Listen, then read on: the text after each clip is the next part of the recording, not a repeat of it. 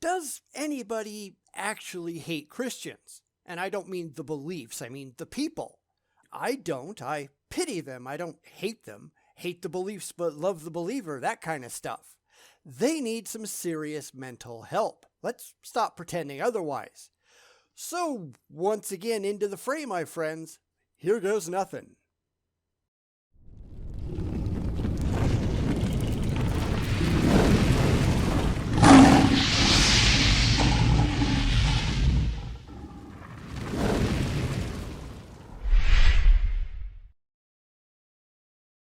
This time, we're going to take a look at a channel called The Door, run by a geriatric fart who thinks he knows why everybody makes fun of Christians.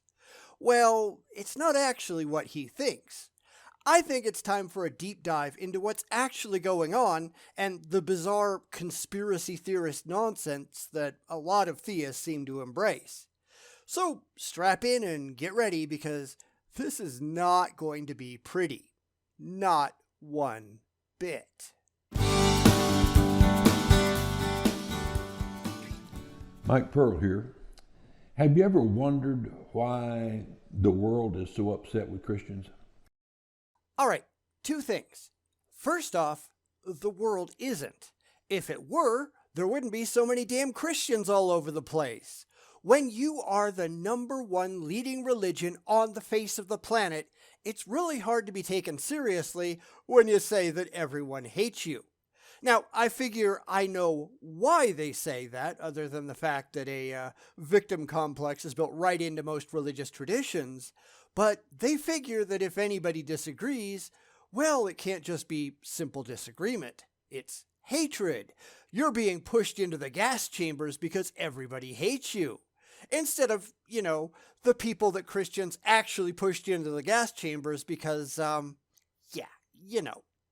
the second point that I was going to make is if anybody does actually hate you, then maybe you ought to look in the mirror for the reason why. Because you people are often dicks. If anybody hates you, you've probably earned it. Maybe you shouldn't be an asshole. Just saying. I am 77 years old and I've lived through a lot of different things. And I've been amazed at how perturbed some people are at the very existence of a Christian. Have you looked at how perturbed people on your side are? I see the religious being pissed off pretty much constantly. Why? Because everyone isn't following their own particular interpretation of their own big book of make-believe. Now, you want to know why people do get mad at Christians? Well, let's look at some of the reasons, at least in my opinion. We get pissed off because Catholic priests molest children. A lot. And the Catholic Church has been trying to protect their clergy and deny victims just compensation for decades. And it's not just the Catholics, because most major denominations have been doing the same thing for a very, very long time. The Baptists are probably second in the kitty diddling parade. How about when you try to deny people equal rights under the law? You don't think we should be mad at that? How about when Christian parents throw their gay children out of the house? You don't think people ought to be upset at that? The fact that they are allowing their religious beliefs to interfere with their parental responsibilities, that is disgusting. You don't think that's important? I mean, the list could go on and on and on and on and on, but it really all comes down to one thing. You people don't have your priorities straight. You all need to grow the hell up. You look at the media, and I can understand when Christians confront politically or confront morally even the world and challenge them. I can understand why they're upset. Yet it still happens, doesn't it? It's never, well, this is how we want to live. I probably won't argue with you too much in that case. If you want to do stupid stuff and it doesn't affect anybody else, by all means, knock yourself out. No skin off my nose. That's just never how it works, though. It's always trying to force other people, who aren't Christians, to do what you want, according to your bizarre interpretations of your idiotic book. I've heard it described by other people as self-defense. People don't like you because of what you do. It has nothing at all to do with what you are. Maybe you should just knock it off, because in a lot of cases, it's your own damn fault. But it goes deeper than that. Have you noticed that the very existence of Christians upsets people? No. Now, again, it depends on what they're actually doing. If you want to go to church on Sunday and read the Bible before dinner and things like that, I couldn't give a crap. I don't care. Most people don't. It's never the situation, though, is it?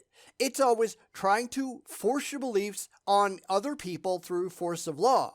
It's trying to get people fired because they happen to be gay or whatever. It's not you minding your own business and us minding ours. It's you being a dick and us calling you out on it. Again, maybe you need to re-examine where the problems actually lie, because more often than not, it's on your side. They're not content just to silence us. They don't want us to exist. Bullshit. I don't care if you exist. I care if you're hurting people. I don't care if Nazis exist, so long as they're not out there killing Jews. The right to swing your fist ends at everyone else's nose. If you want to believe in a magical sky wizard, it's stupid, but I'm not going to break down your door and drag you off to a re-education camp. I mean, Christians have done that historically to non-believers, but I really think he's just projecting. Your religious beliefs do not give you any more rights than anyone else. That is where the problem lies. Deal with it.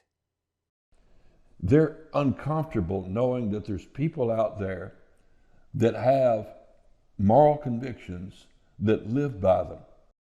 Mostly, that's not even true. Christians get divorced at a rate far, far higher than atheists, for instance. If they'd actually live by their own moral convictions, I probably wouldn't say, because, Ted Haggard was completely heterosexual and all that. Yet, as I said before, you've got a ministry that can't keep its hands out of children's pants. You've got entire megachurches out there that exist to con a gullible audience. You've got an entire apologetics class that lies constantly for a buck, and somehow you're trying to cast us as the bad guys. Yeah, go ahead and read your Bible and do what it says, or at least the decent parts. Don't keep slaves like it explicitly commands. Don't genocide people you don't like while raping all the innocent little girls. Just be decent people. You're not going to get any hate for any of that. It bothers them when you don't drink their beer or their whiskey. That doesn't bother me because I don't drink. I mean, the last time I had any alcohol at all was at a work conference in Las Vegas back around, maybe 2007. There was a mandatory attendance gala, and you literally couldn't get anything non-alcoholic. So I wound up having a light beer. Afterwards, I reminded my bosses that alcoholics couldn't drink at all, and from there on out, they always had non-alcoholic options. I just don't like alcohol, sorry. Drinking something that makes you stupid is, stupid. Or go to their parties. It bothers them that you have a normal heterosexual relationship. I have a normal heterosexual relationship. Nobody cares. What we care about is that you can't handle that others might have other relationships that you don't approve of, because you think you get to decide for everybody else what they're allowed to do. Again, I don't care if you don't like gay people. Just keep it to yourself. If you open your mouth and piss people off, that's your fault, not ours. Fuck off. It bothers them that your children love you, your wife loves you, that she's obedient to her husband, and he is kind and gentle and cherishing of his wife. It bothers them when you don't need a psychiatrist or a psychologist. I don't. Never have. These are just the lies that you people are telling yourselves so that you feel a whole lot better about yourselves and your nutty beliefs. This absurd victim narrative is baked into most versions of religion and nowhere more than in the Abrahamic religions. It's in the Bible. Everybody's going to hate you because you're a Christian. Of course, it says the exact same thing in the Quran about Muslims, and they're playing the victim card as well. But what both religions are actually doing is acting like assholes so that people get mad at them. They are purposely bringing it on themselves to confirm their own beliefs. Maybe if you don't act like a dick and try to shove your religion in everybody else's face, you might have a better life. Give it a shot. When you're happy, when you believe that the world was created by God, it bothers them. Nope. Now, it might if you start being a jackass about things. You know, like not caring about the state of the actual world because you figure you're going to get whisked away to a magical happy land in the sky. That's going to make people mad, and it's your actions that are causing it. Nobody hates you because of what you believe. They hate you because you're a douchebag. What stupid things you believe doesn't give you a license to get away with murder. You are causing your own problems. Stop it. Seek help. Now, I'm going to tell you why right here in the book of Philippians, chapter 1, verse 28. And we don't care about any of that, so I'm just going to fast forward through it. Nobody gives a damn about what's in your stupid book. As I said before, though, all of this victimhood nonsense is just baked into their religious beliefs. It says you're going to be hated, so a lot of them go out of their way to make sure people hate them, so that they can feel better about the insane crap that they believe. This is pure confirmation bias. It's utter lunacy. So let's see what he says on the other side of the verse. Listen to this. And in nothing terrified by your adversaries, which is to them an evident token of perdition, but to you salvation and that of God. So what he says is, when we're not terrified, when we're not disturbed by our adversaries, when we accept persecution and say, Father, forgive them, for they know not what they do, when we walk in truth, it is a token of perdition to them. No, it's a sign of your own stupidity. Now, we don't have to like you. There's no requirement whatsoever that we have to approve of your beliefs. We don't have to play lip service to Christianity. There's a lot of people out there who just can't handle that, and they're idiots. They can't handle live and let live. They insist that everyone has to accept their way of thinking and accept it as true, or else. And that goes for religious and non-religious groups alike.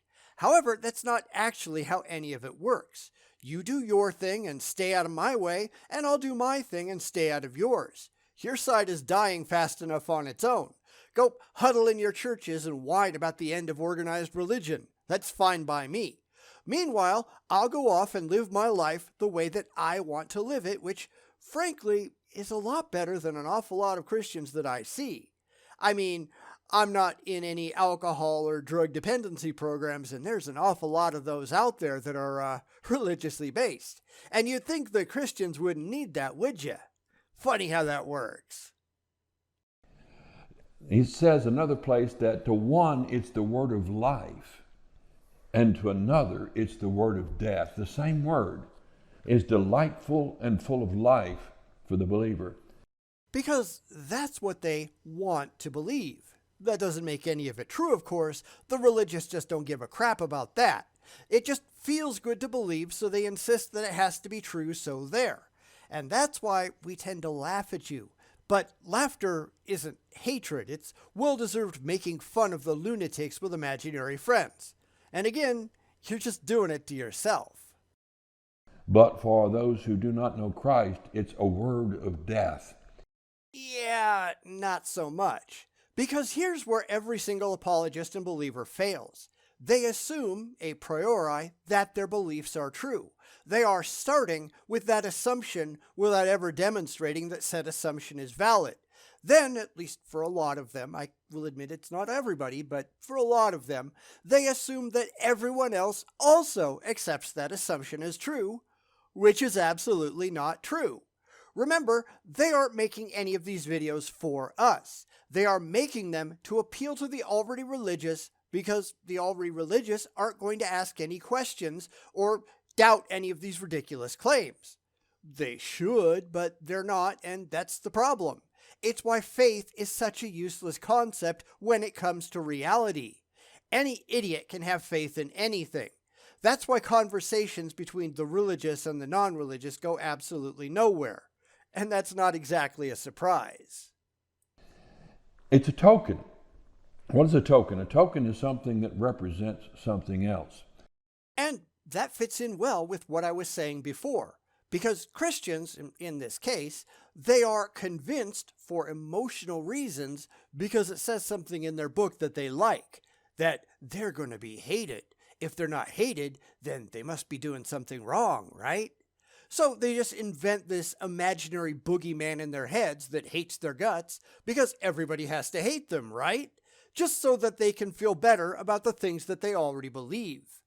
Except that's not really how it works. That's just confirmation bias. So they make up invisible enemies, and often they just act in ways that are likely to make people mad, which justifies their pre-existing beliefs further. If you act like a dick, then people are going to treat you like a dick. Because you're a dick. Not because you're a Christian, but because you're acting like a goddamn prick. Then they run around and tell each other comforting stories because, see, my book said a thing, and now I've proven that it's right. No, that's not how it works. Anyway, let's get back to see what he's actually talking about. So, when you are righteous and joyful and happy and endure persecution without fear, you're not afraid. Not that you've got a gun, you're not afraid, but you're not afraid because of what's in your heart. Then it's a token to them of their damnation. How nice it must be that these people think they can tell us what's in our heads, right?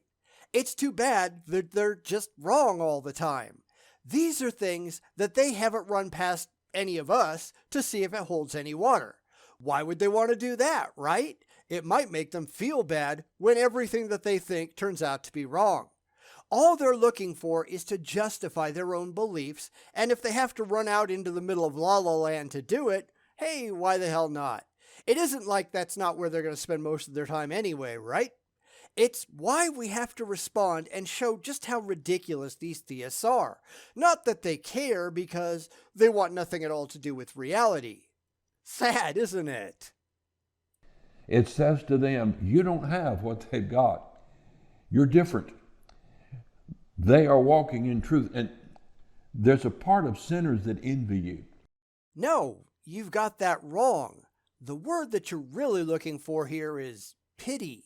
We don't envy you at all. We think you're idiots. You look like sad, pathetic losers who can't handle living in the real world, so you make up an emotionally comforting happy land because that's what you want. It's just not at all real. Then they have to invent even more nonsensical stories in their heads about how they're the king and queen of the prom, when they're really the ones sitting home with the imaginary hot girlfriend in Canada. Why is this so hard for them to figure out? Somebody, please explain in the comments. They can hardly believe you're real, but they envy what you appear to have. It's because you are not dealing with reality. What you think you are isn't real. It's delusional. You people are just making fools of yourselves, and then you're making up a comforting story so that you don't have to deal with the depths of your own abject failure. The more that we look at this guy, the sadder he looks, right?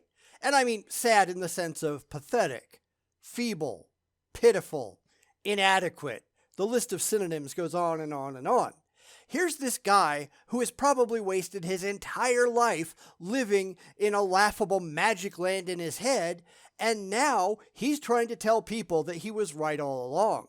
He doesn't want to accept that he's wasted the only life that he can demonstrably show that he has on an idiotic lie. This is why it's so important to get these people when they're young, when they haven't completely poisoned their own brains with all of this religious nonsense. Come on over to the reality side. At least we've got cookies. What do we appear to have?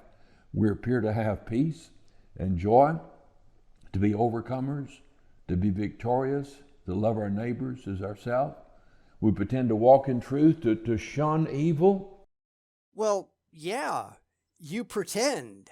That's not the good thing that you seem to think that it is. We know that you're just pretending because your entire religion is all make-believe. It might make you happy, but none of it is demonstrably real. It's not just this old guy, it's all of them. Every single one of them is doing the exact same thing, pretending that because they believe it, it's got to be so, and everybody else is just looking at them in awe of their amazing faith. But we're not. We're just not. We're looking at them as they actually are. Losers. Pathetic losers. And it's sad that they can't handle the truth. And that's a token of perdition to those that love evil. Another passage says, men love darkness rather than light because their deeds are evil. Neither will they come to the light lest their deeds should be reproved.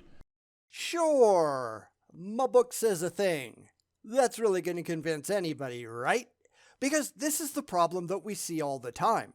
My next video, which is going to be on Mike Winger for anybody who's curious. Oh, I know, spoilers and all, but there you go. But he's going to be doing the exact same thing. And I haven't even seen his video yet, and I already know the context. Well, I'm right, you're wrong, so there.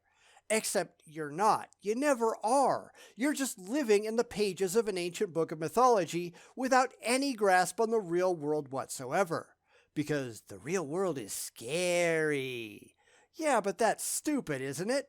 Stupid and sad. So our very presence is a light that causes the roaches to run and look for a place to hide. Who do you think is hiding? I mean, we're not roaches either. That tends to be the religious, but we're not hiding. We're winning. Atheism is growing and theism is shrinking. That sure doesn't look like hiding to me. Maybe you need glasses, old man. You certainly seem to be blinded to the truth.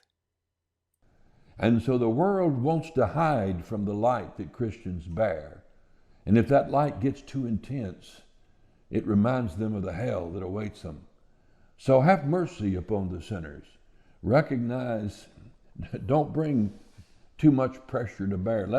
Let your light so shine before men that they may see your good works and glorify your Father which is in heaven.